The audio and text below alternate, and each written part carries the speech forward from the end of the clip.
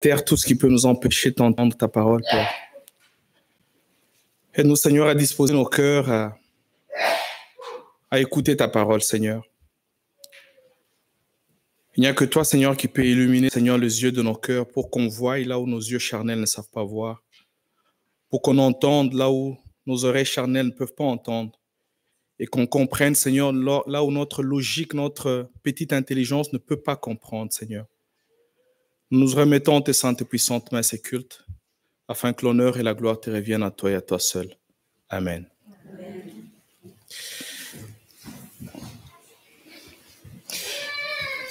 Merci, chers frères, et bon matin à tout le monde. Le titre du message qu'on va amener ce matin, c'est ceux qui ont lu le communiqué ce matin l'ont vu sûrement, c'est le trésor enfoui dans des vases d'argile. Certaines versions, justement, parlent de trésors enfouis dans des vases de terre. Donc, c'est pareil. Les trésors enfouis dans des vases de terre ou dans des vases d'argile. C'est en fait un message qui est tiré de la deuxième épître aux Corinthiens que l'apôtre Paul a envoyé à l'église primitive de Corinthe. Mais comme dans la plupart de ces lettres, justement, c'était dans un contexte très spécifique qu'on va essayer de voir tantôt. Donc, si vous avez bien compris, on va aller lire. Donc, je vous prie d'ouvrir vos Bibles. On va lire dans 2 Corinthiens, le chapitre 4, le verset 1 à 11. En arrière de moi, c'est affiché le chapitre 5 à 11. C'est parce que justement, le message portera exclusivement sur cette partie-là. Mais nous, dans la lecture, on va lire de 1 à 11. Donc, 2 Corinthiens, le chapitre 4, le verset 1 à 11. Je vais lire dans ma version la Bible du Semeur, donc c'est peu que certains termes soient différents de vos versions. Ainsi, c'est la parole de Dieu. C'est l'apôtre Paul qui parle. Il parle justement du ministère de l'évangile et de la puissance du Saint-Esprit qui l'accompagne pendant l'évangélisation. Il dit, ainsi, puisque tel est le ministère que Dieu nous a confié dans sa bonté, nous ne perdons pas courage. Nous rejetons les intrigues et les procédés indignes. Nous ne recourons pas à la ruse et nous ne falsifions pas la parole de Dieu. Au contraire, faisant connaître la vérité, nous nous remettons devant Dieu au jugement de tout homme. Et si notre évangile demeure voilé, il ne l'est que pour ceux qui vont à la perdition, pour les incrédules. Le Dieu de ce monde a aveuglé leur esprit et le péché, ainsi de voir briller la lumière de l'évangile qui fait resplendir la gloire de Christ, lui qui est l'image de Dieu. Ce n'est pas nous-mêmes que nous nous mettons en avant dans notre prédication, c'est le Seigneur Jésus-Christ. Nous-mêmes, nous sommes vos serviteurs à cause de Jésus. En effet, le même Dieu qui, un jour, a dit que la lumière brille au sein des ténèbres, a lui-même brillé dans notre cœur pour y faire resplendir la connaissance de la gloire de Dieu qui rayonne du visage de Jésus-Christ. Mais ce trésor, nous le portons dans des vases faits d'argile pour que ça soit la puissance extraordinaire de Dieu qui se manifeste et non notre propre capacité. Ainsi, nous sommes accablés par toutes sortes de détresses et cependant jamais écrasés. Nous sommes désemparés, mais non désespérés. Persécutés, mais non abandonnés. Terrassés, mais non pas anéantis. Oui, nous portons toujours et en tout lieu dans notre corps la mort de Jésus, afin que la vie de Jésus soit elle aussi rendue manifeste par notre corps. Car sans cesse, nous qui vivons, nous sommes exposés à la mort à cause de Jésus, afin que la vie de Jésus soit aussi rendue manifeste dans notre corps mortel. Amen. Cette belle lettre de l'apôtre Paul, comme je l'ai dit tantôt, elle est adressée à l'église primitive de Corinthe à l'époque, dans une circonstance très spécifique où l'apôtre Paul, premièrement, essaye de rendre gloire à Dieu et de remercier les chrétiens de l'époque pour leur repentance, en fait, Et puis, leur obéissance a renouvelé leur engagement envers le Seigneur, d'une part, mais d'autre part aussi a encouragé ceux qui traînaient le pas à l'époque à faire de même pour que l'Église soit complètement restaurée. Mais d'autre part, dans la même lettre, justement, l'apôtre Paul essaie de mettre en garde les chrétiens de l'Église primitive à l'époque contre le faux enseignement qu'avaient apporté les faux apôtres dans l'Église à l'époque. Et ces faux apôtres enseignaient, par exemple, en fait, ils contestaient notamment l'autorité pastorale de l'apôtre Paul et son ministère pastoral. Et les raisons qu'ils évoquaient étaient très simples. Premièrement, ils évoquaient le paradoxe qui ressortait entre la rigueur et la fermeté que dégageaient les épîtres de Paul. Tous on s'entend, quand on lit les épîtres de Paul, on sent qu'il y a une certaine autorité pastorale. Alors, pour les faux apôtres, ils constataient qu'il y avait un paradoxe. L'apôtre Paul dégageait une certaine rigueur, une certaine fermeté dans ses lettres. Pourtant, quand on le voyait physiquement en présence, il n'en avait pas l'air. Justement, ce n'était pas quelqu'un d'éloquent. Il n'était pas aussi éloquent comme notre pasteur Vincent. Il était sobre. Et ces faux apôtres enseignaient que pour ces faits-là, d'une part, mais d'autre part, le fait que l'apôtre Paul a beaucoup souffert dans sa chair. Il a vécu des privations, il a vécu des humiliations, il a vécu beaucoup d'épreuves. Et pour ces gens-là, à cause de tout cela, l'apôtre Paul n'était pas digne de porter le ministère pastoral. Alors, quand on regarde, justement, quand on comprend bien les accusations qu'ils ont formulées sur l'apôtre Paul, on sous-entend que justement ces faux apôtres enseignaient l'évangile de la prospérité, où le ministère pastoral était basé sur le pouvoir, sur l'aisance dans la chair. Et pourtant, ce n'est pas toujours le cas, c'est ce qu'on va voir dans la suite de notre message. C'est justement que dans cette même lettre, l'apôtre Paul essaie maintenant de répondre à ses détracteurs, donc ces faux apôtres, en enseignant à l'église de Corinthe pour leur dire, c'est au contraire, à cause de ces choses qui sont faites pour lesquelles il est accusé, c'est entre autres à cause de cela qu'il est digne d'être appelé apôtre, qu'il est digne de son ministère apostolique. Et il met également justement en évidence le fait que la grandeur de la grâce que nous avons eue, ainsi que la grandeur de la tâche que le Seigneur nous a confiée, valent toutes les souffrances que nous pouvons connaître dans notre vie quotidienne ici-bas. Et il met également en évidence la grâce de Dieu qui accompagne ceux qui se confient en lui dans ce moment difficile qu'ils peuvent connaître pour Dieu. Alors, une petite parenthèse, l'apôtre Paul a connu toutes ces souffrances, non pas pour ses propres plaisirs, non pas pour ses propres avantages, mais c'était pour l'amour qu'il avait pour l'Église et pour l'amour qu'il avait pour Jésus à cause de la grâce qu'il a eue de sa part. Je vais prier et ensuite on va continuer avec le message. Oui, Seigneur, nous nous remettons encore en tes saintes et puissantes mains. Pour que, Seigneur, toi seul touche nos cœurs, que toi seul renouvelle nos pensées, afin que l'honneur et la gloire te reviennent à toi. Amen. Alors, notre message est porté sur 2 points.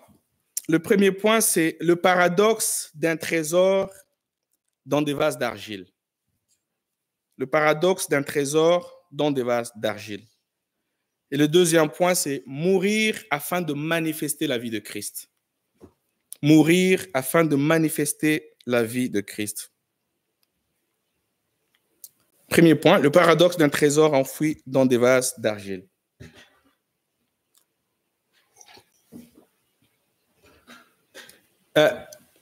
Le système actuel nous a appris que quand on a un trésor, que ce soit l'or, l'argent, peu importe, le système et le réflexe que nous avons actuellement, c'est d'aller tout de suite le cacher à la banque, dans un coffre-fort bien sécurisé, bien bâti, à l'abri des regards, à l'abri des intempéries, où personne ne voit pour qu'on nous dérobe pas notre trésor. Ça, c'est le système justement de ce monde.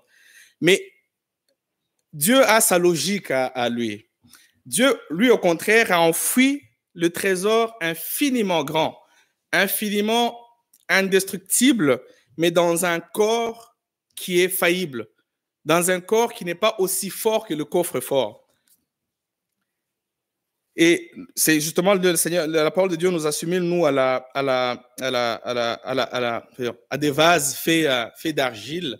C'est pour montrer, en fait, la fragilité de ce qui contient, ce qui est plus précieux. Donc, dans le monde, le trésor est enfoui dans quelque chose de très fort, mais alors que nous, Seigneur, met le trésor dans quelque chose de très fragile. C'est contradictoire, hein, justement, quand on regarde cela. Et le vase d'argile que nous sommes, dans lequel Dieu a mis le trésor le plus important que le monde ne peut obtenir, il suffit juste que nous, vases d'argile, que le Seigneur dit nous sommes des vases d'argile, dès que nous sommes soumis à de pressions de ce monde, de pression, ça peut être les épreuves, ça peut être la pression de la société qui nous pousse à nous accommoder aux antivaleurs, en fait, aux antivaleurs de ce monde. Et une fois on est soumis à ce genre de pression, on cède généralement. Et on cède à la pression et on se conforme au siècle présent. Et on met en évidence en ce moment-là notre vulnérabilité. Pourtant, c'est dans ces vases fragiles que le Seigneur lui a décidé de mettre un trésor. Ce trésor, c'est une richesse inestimable, incorruptible, que le monde ne peut pas offrir, mais que nous avons eu de la part de Dieu, pas à cause de nos propres mérites, mais par pure grâce. Par pure grâce. Mais la sagesse de Dieu, comme si ça ne suffisait pas, comme si je l'ai dit tantôt, quand un trésor est dans un coffre-fort, dans le monde actuel, c'est l'extérieur, c'est le système bâti autour du trésor qui protège le trésor qui est à l'intérieur. Mais dans la logique de Dieu, il a fait l'inverse. C'est le trésor qui est en nous qui protège notre extérieur. C'est illogique. Mais justement, c'est illogique pour notre compréhension. Mais pour Dieu, c'est ça la logique. Justement, Dieu dit dans 1 Corinthiens 3, 18, « Si quelqu'un parmi vous se croit sage selon les critères de ce monde, qu'il devienne fou afin de devenir véritablement sage. Car ce qui se passe pour sage, car ce qui passe pour sagesse dans ce monde est folie aux yeux de Dieu. Il prend les sages à leur propre piège. » La question qu'on peut se poser justement, c'est quel est ce trésor qu'on porte réellement en nous? Je vais poser peut-être la question autrement. Qui est ce trésor que nous portons réellement en nous? Mais ce trésor, c'est l'évangile de Jésus-Christ. Ce trésor, c'est le ministère de l'évangile et la puissance du Saint-Esprit qui l'accompagne.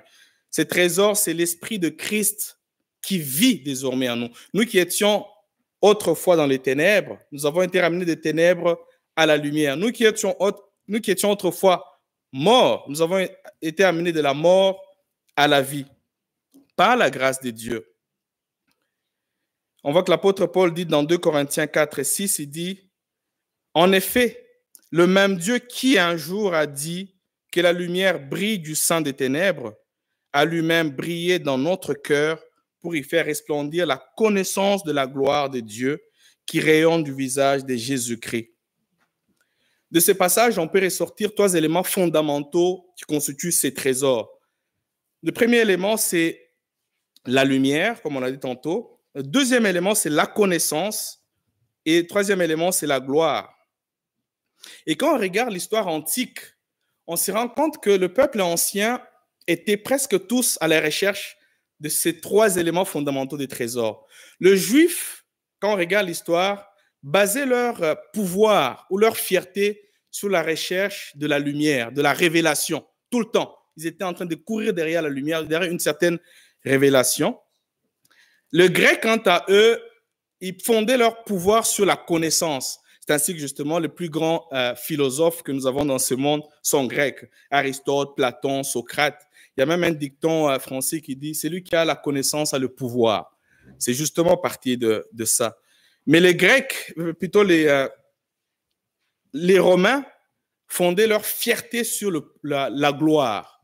On le voit avec le roi Néron, Jules César, Auguste. Vous voyez que tout ce peuple avait comme un élément fondamental du trésor qu'il poursuivait. Mais nous avons la grâce aujourd'hui d'avoir tous ces éléments fondamentaux du trésor, mais enfouis en nous, par la grâce de Dieu. Mais nous n'avons pas une lumière comme celle du monde, mais nous avons la lumière de l'Évangile. Cette lumière qui nous a pris de ténèbres, qui nous amène à la lumière, mais cette lumière qui nous éclaire le chemin qui mène à Dieu, qui mène à connaître qui est notre Créateur et qui nous sommes en Dieu.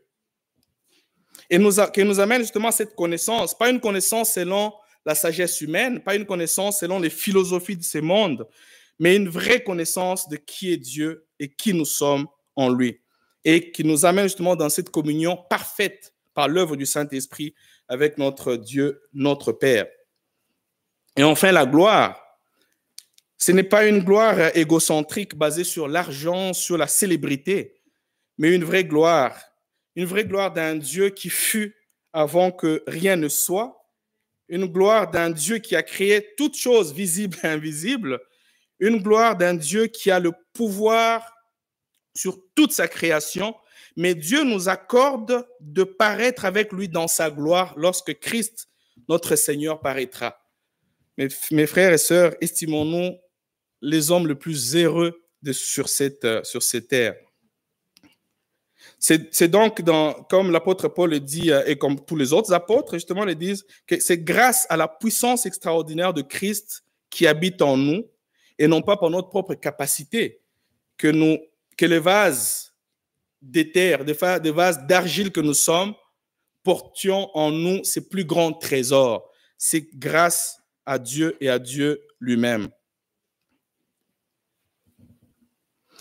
Alors, la question qu'on se pose, comme je l'ai dit tantôt, parfois, quand les souffrances ou les persécutions, les humiliations arrivent dans nos vies, nous cédons. Mais grâce à ces trésors qui vivent en nous, c'est ces trésors qui nous rendent plus forts. Le contraste que l'apôtre Paul veut ressortir dans les vases d'argile, c'est que le vase d'argile, il est d'apparence fort, surtout quand il est cuit, il est mis au feu. Apparemment, il est fort, mais une fois que vous le lâchez, il frappe par terre, il est aussi fragile comme du verre. Mais en ayant Christ en nous, nous devenons aussi forts qu'on ne peut pas s'imaginer.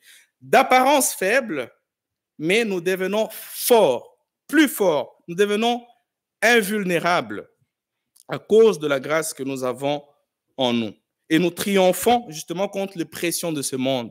Peu importe les pressions que les gens peuvent nous faire pour nous accommoder ou inclure les antivaleurs de ce monde dans notre mode de vie, on ne cède pas à cette pression-là. On reste ferme dans notre foi, dans notre marche avec le Seigneur. C'est ainsi que l'apôtre Paul pouvait dire, quand il dit dans 2 Corinthiens 4, 8 et 9, il ne le dit pas avec amertume ou chagrin. Parce que parfois, quand on a des difficultés dans nos vies, il y a certains versets de la Bible sur lesquels on médite, mais avec une certaine amertume en nous, avec un certain chagrin ou avec un certain doute. Mais l'apôtre Paul, quand il dit dans 2 Corinthiens 4, 8, il dit « Nous sommes accablés par toutes sortes de détresse et cependant jamais écrasés. Nous sommes désemparés mais non désespérés, persécutés mais non abandonnés, terrassés mais non anéantis. » Mais il le dit avec fierté, mais avec honneur. Parce qu'il sait que oui, le Seigneur lui a accordé la grâce de croire en Jésus, mais le Seigneur lui a accordé également la grâce de souffrir pour Jésus. Parce que souffrir pour Jésus, c'est une grâce, c'est un honneur que nous devons porter en nous en tant que chrétiens. C'est que l'apôtre Paul évoque en 2 Corinthiens 4, 8 à 9. On pourrait justement invoquer l'inverse. Ce qu'il invoque, c'est pour les gens qui ont Christ en eux, ou les gens qui s'accrochent ou qui s'abandonnent à Christ. Mais au contraire, pour les gens qui ne s'abandonnent pas à Christ, c'est tout le contraire qui peut se passer. C'est que nous serons accablés, mais nous allons abandonner. Nous serons écrasés, mais nous serons désespérés. Nous serons persécutés, mais nous allons également abandonner. Nous serons terrassés, mais nous serons justement anéantis, parce qu'on ne compte pas sur la puissance extraordinaire de Dieu qui vit en nous pour nous rendre forts à l'extérieur, mais on compte sur nos propres capacités charnelles.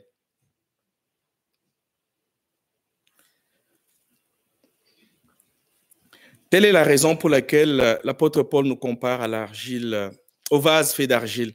C'est justement pour mettre d'une part en évidence notre fragilité, notre vulnérabilité, en même temps mettre en évidence la puissance extraordinaire de Dieu qui agit en nous pour nous rendre plus forts. Peu importe les pressions auxquelles nous sommes soumis, peu importe les saisons, les mauvaises saisons par lesquelles nous pouvons passer. Donc, la puissance extraordinaire, nous résistons à ces choses à cause de Dieu qui habite en nous et non pas par nos propres capacités ou par notre propre force. Maintenant, la question que je me pose, c'est que, bon, juste pour être sérieux, quand je méditais là-dessus, je me dis, bon, Cyril, sois sérieux. Est-ce que tous les chrétiens sont invulnérables, sont aussi forts, résistent fortement quand les pressions arrivent, quand les privations, quand les humiliations, quand les épreuves arrivent? Est-ce que tous on arrive à résister, comme le Seigneur le dit justement tantôt? J'ai ma réponse dans mon cœur, chacun garde sa réponse dans son cœur. Parce que nous sommes certains chrétiens où il suffit d'une petite épreuve dans sa vie, une petite pression de la société au milieu de travail, une petite pression qui te pousse à te conformer à ce que fait tout le monde, à être comme tout le monde, mais facilement on cède et subtilement, ce sont des choses parfois subtiles qui progressivement nous amènent justement dans une certaine passivité de notre foi, dans une certaine passivité de notre marche avec le Seigneur. D'autres choses, c'est quand parfois certaines épreuves arrivent dans la vie que Dieu permet. En fait, c'est pour faire mourir notre vieil homme qui était en nous. Mais souvent, ces genres de preuves, c'est tellement dur, c'est tellement difficile qu'on abandonne carrément le combat, qu'on abandonne carrément la course. On abandonne en fait le trésor le plus précieux que le monde ne peut pas donner pour aller suivre ou se satisfaire de choses qui ne satisfont que la chair et de manière temporaire. Alors, comment se fait-il que certains chrétiens arrivent à tenir ferme, arrivent à manifester cette puissance de Christ en eux, mais d'autres n'y arrivent pas? Ce qui nous amène à notre deuxième point. Mourir afin de manifester Christ. Mourir afin de manifester Christ.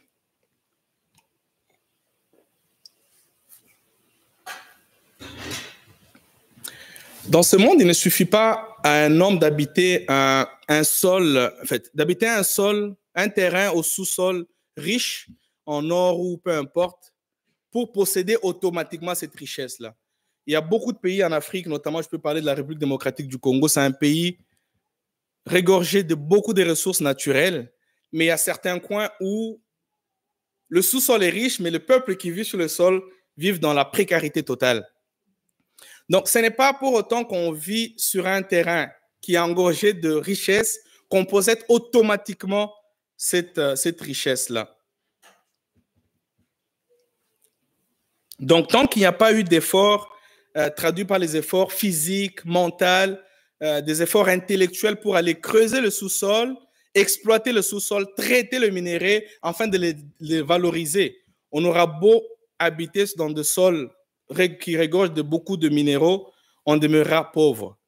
Mais c'est autant justement pour nous chrétiens.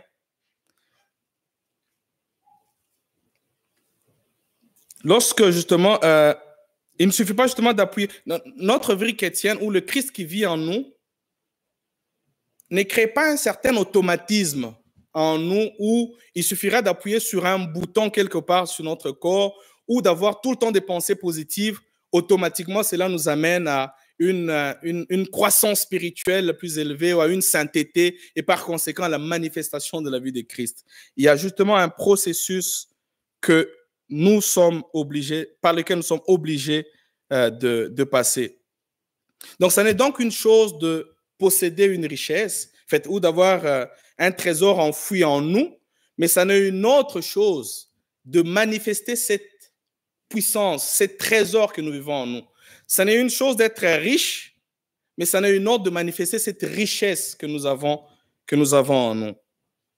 Tant qu'il n'est pas en fait déclenché en nous sous la grâce de Dieu, ces combats, avec tous ces efforts qu'il exige à travers les épreuves, à travers les privations, à travers les humiliations, pour arriver en fait à mettre à mort notre moi, notre égocentrisme, notre égoïsme, notre vieille nature, en fait, qui nous pousse tout le temps au désir charnel de ce monde. Quoi que l'on fasse, on ne sera pas capable de manifester la gloire de Dieu. Tant qu'on n'a pas mis à mort, justement, notre vieille nature qui vit encore en nous.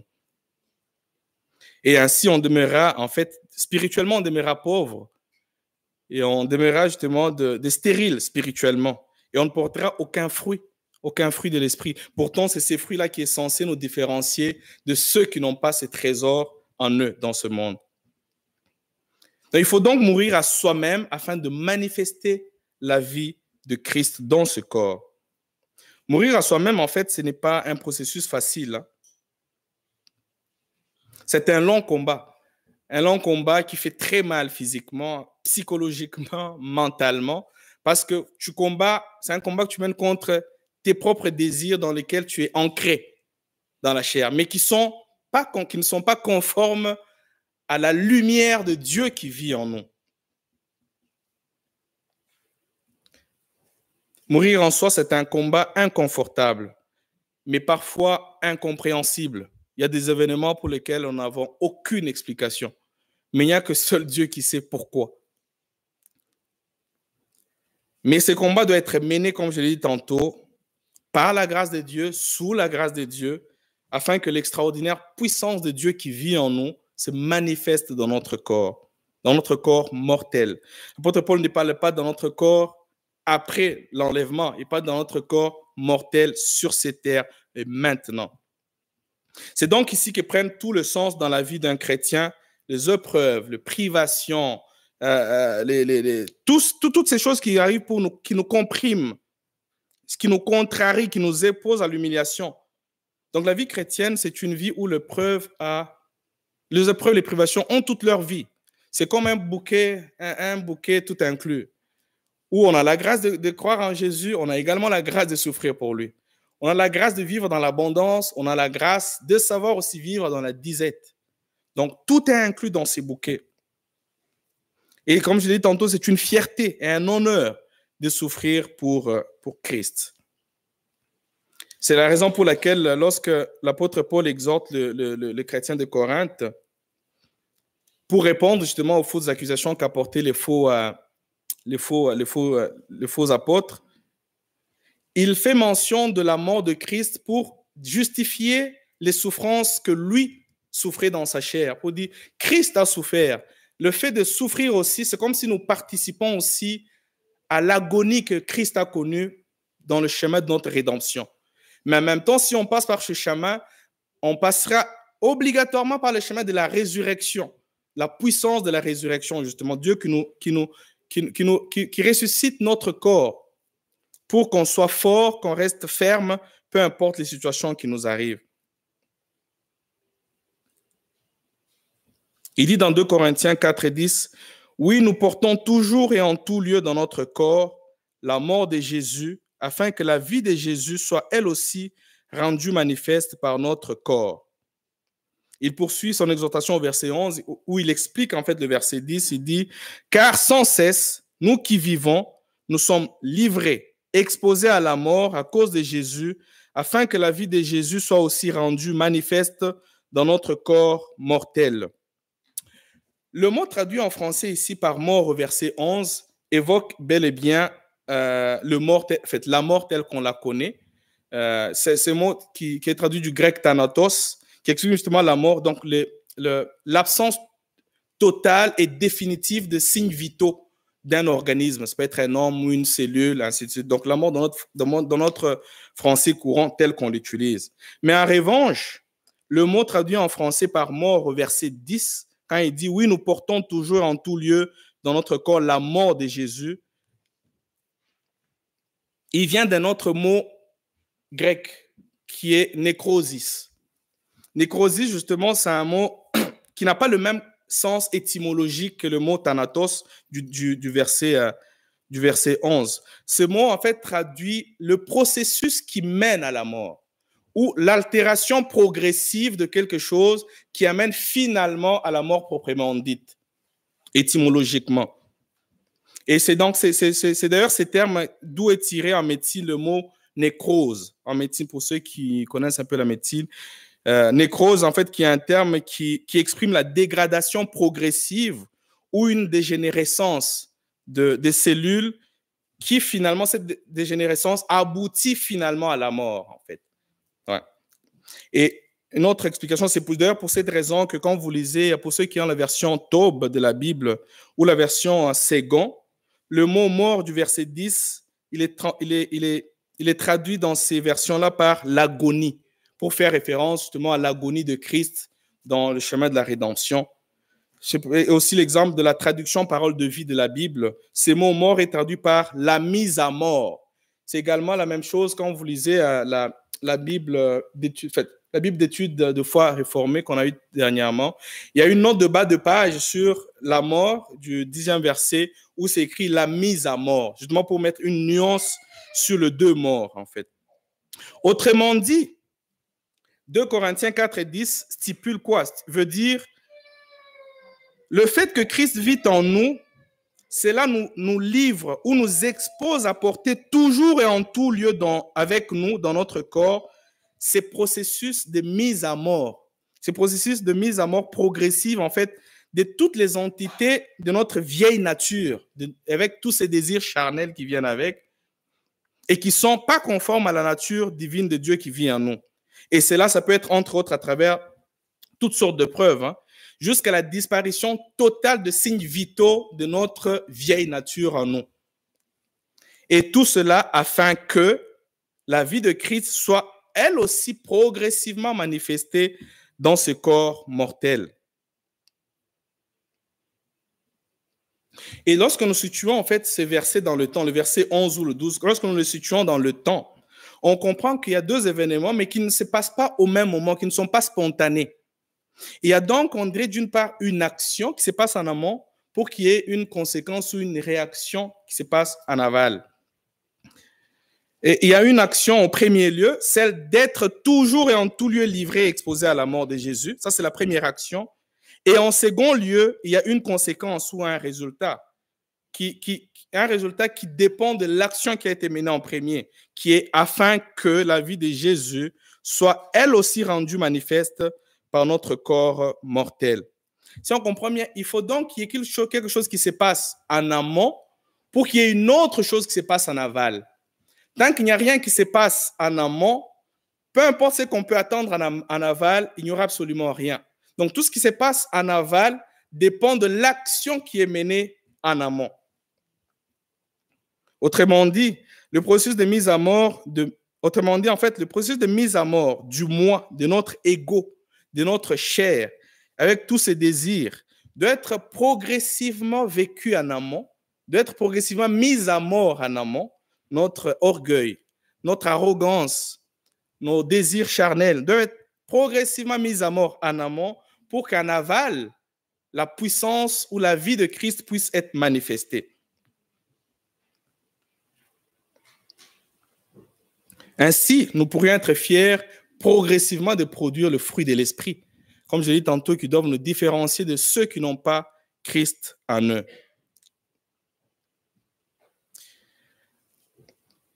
Ayant expérimenté en fait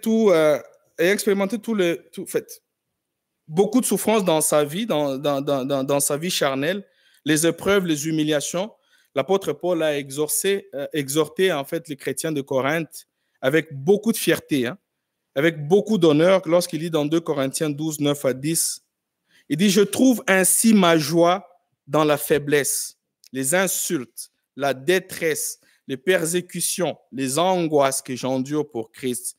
Car c'est lorsque je suis faible que je suis réellement fort. » Ce n'est pas, quand l'apôtre Paul en parle ainsi, ce n'était pas des intentions, ce n'était pas une prière qu'il faisait auprès du peuple de chrétiens de Corinthe. C'était quelque chose qu'il a vécu par la grâce de Dieu, mais qu'il est arrivé à surmonter par la grâce de Dieu qui le supportait dans tout cela.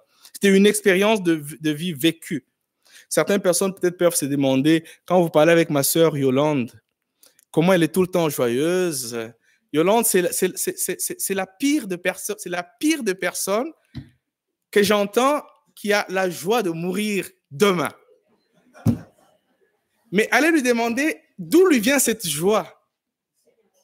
Elle a expérimenté, en fait. Elle a eu la grâce d'expérimenter la souffrance et de rester ferme dans ces schémas, dans ces processus-là. Donc, c'est un résultat qu'elle vit d'un processus qu'elle a mené en amont, par la grâce de Dieu. C'est donc dans la douleur vécue en amont que se forge la persévérance, l'endurance, l'infaillibilité de notre engagement à suivre Christ en aval. C'est dans l'inconfort, le rejet, le privation vécue en amont que germe en aval une vie centrée sur Dieu et qui trouve la pleine satisfaction de l'âme qu'en Dieu et en Dieu seul. C'est dans le désert le plus aride et dans le doute que nous traversons en amont que naissent en aval une foi inébranlable, une soif que seul Dieu peut étancher. C'est dans l'incertitude, le doute vécu en amont que naissent en aval une espérance contre toute espérance. Tant qu'on ne passe pas par ces expériences, on n'expérimentera pas la puissance extraordinaire de Jésus qui vit en nous. En fait, seuls ceux qui s'abandonnent à la grâce de Dieu, ceux qui puisent leur force en lui, sont capables justement de tenir ferme dans ces situations qui les persécutent, qui les traumatisent, qui les compriment, pour qu'en fin de compte, manifester la gloire de Dieu. En répandant l'amour au milieu de la haine, en gardant la joie et la paix au milieu des tribulations, en accordant le pardon à ceux qui nous veulent gratuitement du mal, en demeurant humble au milieu de l'arrogance, en gardant l'espérance et la foi alors que tout s'écroule autour de nous. En revanche, ceux qui ne comptent pas sur le Seigneur, ceux qui comptent sur leur propre capacité charnelle, n'y arriveront, c'est sûr qu'on n'y arrivera jamais. On abandonne la foi ou on sombre dans la passivité de notre foi. Et on a une certaine froideur, une certaine amertume. Pourquoi je vis ceci? C'est comme si le Seigneur m'a abandonné. Et c'est parce que justement, on compte sur notre propre capacité. Faisons comme l'apôtre Paul qui a dit, c'est lorsque je suis faible que je suis réellement fort. Ce n'est pas une intention, ça devait être une prière de chaque jour quand on se sent faible devant une situation. Si on crie à Dieu, Seigneur, je suis faible dans cette situation. Mais ta parole me dit, c'est quand je suis faible pour toi que je suis réellement fort. J'ai une pression de la société pour me conformer à telle ou telle autre situation. Je n'en peux plus de cette pression. Je n'en peux plus de ces rejets. Mais je me sens faible, mais je viens puiser ma force en toi pour que je n'abandonne pas, que je tienne ferme dans cette marche.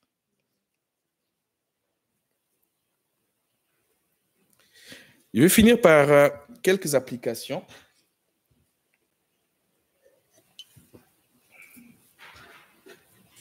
Comme je l'ai dit, les épreuves ne sont pas des choses, sont des choses qui font vraiment partie intégrante de notre vie chrétienne.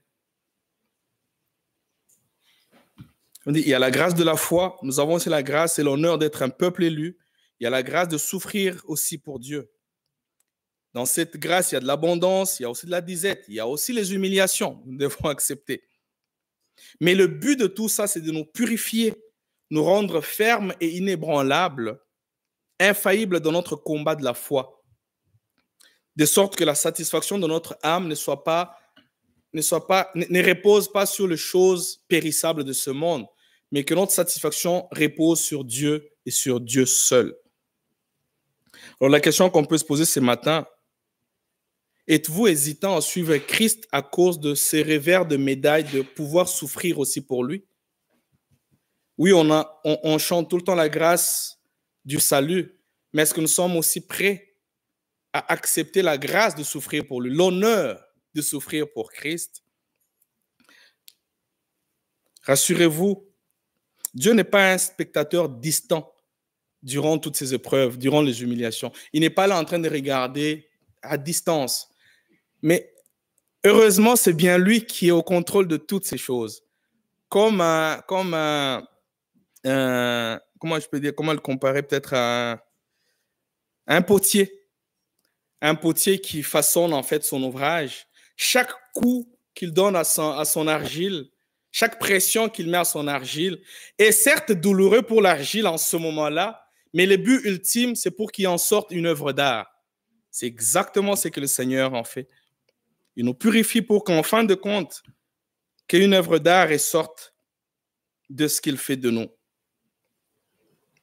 Avez-vous laissé votre foi, votre engagement à suivre Christ se refroidir ou tomber dans la passivité ou dans l'amertume à cause de la pression de la société, à cause des épreuves, des humiliations que nous pouvons subir, à cause de prières qui n'ont pas été accomplies encore, ou à cause des situations qui arrivent dans ce monde ou dans nos vies qu'on n'arrive pas à comprendre? Ce qui est sûr, c'est que la sagesse de Dieu est au-delà de ce qu'on peut imaginer. Mais sa grâce également est toujours disponible pour nous conduire et nous soutenir à nous remettre qu'à lui seul, à tirer notre force qu'en lui et en lui seul. Avez-vous abandonné notre question? Avez-vous abandonné votre combat de la foi? Comme l'apôtre Paul dit, la foi, c'est un combat. Ou avez-vous abandonné votre course de la couronne de justice en Christ à cause des humiliations, des épreuves? La miséricorde du Seigneur est encore disponible. Elle est encore offerte pour ceux qui se répandent sincèrement de leur éloignement et reviennent à Dieu. Et Dieu leur donne la force de reprendre le combat ou la course là où il les avait abandonnés. Parce qu'en fait, ce qui compte pour Dieu, ce n'est pas tant que tu gagnes le combat au premier round, au deuxième round. C'est que tu tiennes debout jusqu'au dernier son de cloche quand il reviendra. Dans la course, là, c'est pas Dieu. Ce qui importe, ce n'est pas que tu sois premier ou deuxième de la course, mais c'est que tu restes debout, que tu tiennes ta course jusqu'à la ligne d'arrivée. C'est ça qui compte pour Dieu. Et une chose est sûre et évidente, comme je l'ai dit, Dieu est souverain sur toutes choses. Nous ne siégeons pas dans son conseil et nous n'avons donc pas de conseil à lui donner. Il est souverain et nous ne pouvons pas nous opposer à l'étendue de ses plans. Le fait que le mer se déchaîne, que la guerre éclate, que la mort nous guette ou nous visite, l'Éternel reste assis sur son trône et il règne éternellement. Amen. Je vais prier.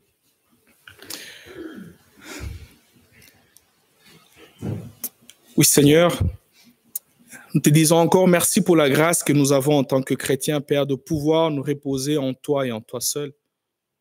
Cette grâce, Seigneur, que ce monde n'a pas.